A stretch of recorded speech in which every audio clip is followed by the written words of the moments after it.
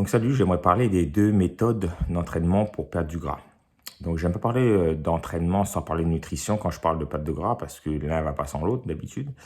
Mais on va mettre de côté cet aspect pour pas que la vidéo dure trop longtemps. Donc si vous commencez à vous entraîner pour perdre du gras, vous avez deux grosses méthodes, vous avez deux gros moyens.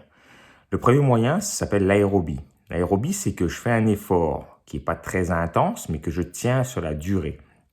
Donc imaginons, je vais aller prendre une marche, une bonne marche avec mon chien, aller faire un peu de vélo, aller nager 1 heure, mais que je suis capable de parler à quelqu'un à côté de moi. Parce que normalement, je dois être à un certain rythme cardiaque, mais bon, je monte l'effort jusqu'à temps que je suis capable de parler à quelqu'un à côté de moi, mais il ne faut pas que ce soit trop intense. Mais sur la durée, ça s'appelle l'aérobie. Ça va principalement puiser le gras que vous avez.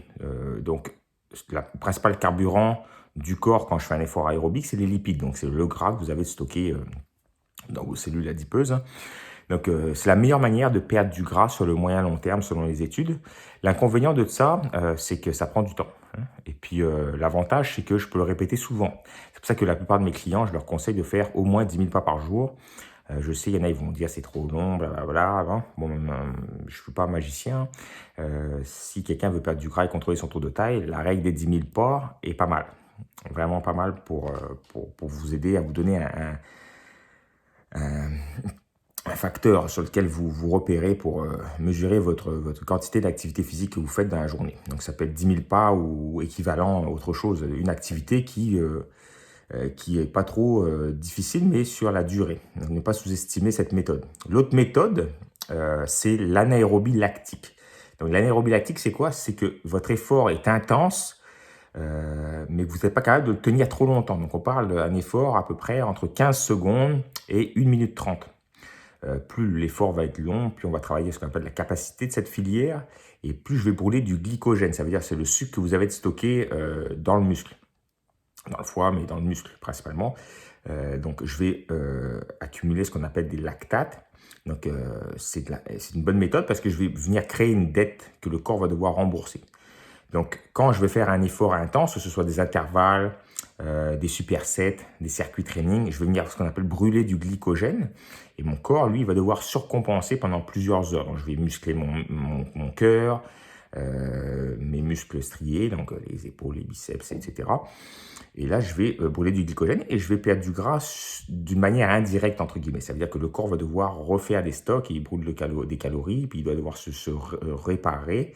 Et là, je vais brûler des calories sur le moyen long terme, entre guillemets, pas sur le court terme. Donc, quand je fais de l'aérobie, au moment où j'arrête de marcher, par exemple, la perte de gras stop. Et quand je m'entraîne en anaérobie lactique, au moment où j'arrête de m'entraîner, le corps continue certains effets de perte de gras.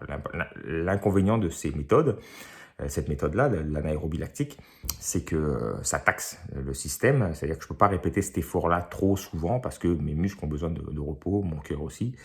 Donc, tout ce qui va être intervalle entre 15 secondes et 1 minute 30 à peu près, va vous faire perdre du poids aussi. Donc, ça peut être des supersets. Je peux faire des supersets pour le même muscle, donc les lateral raise avec des dumbbell press. Ça peut être du leg extension avec du leg press, des trucs comme ça, des exercices combinés, ça peut être intéressant. Des très, très longues séries. Ça va vous aider aussi mais des longues séries assez intenses, ça va vous aider aussi à perdre du gras.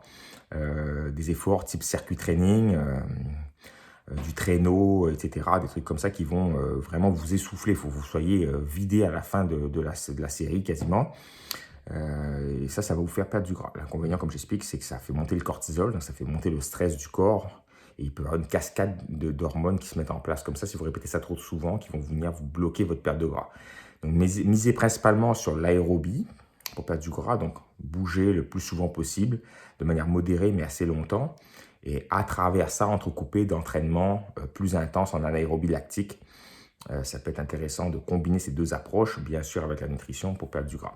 Donc voilà, merci.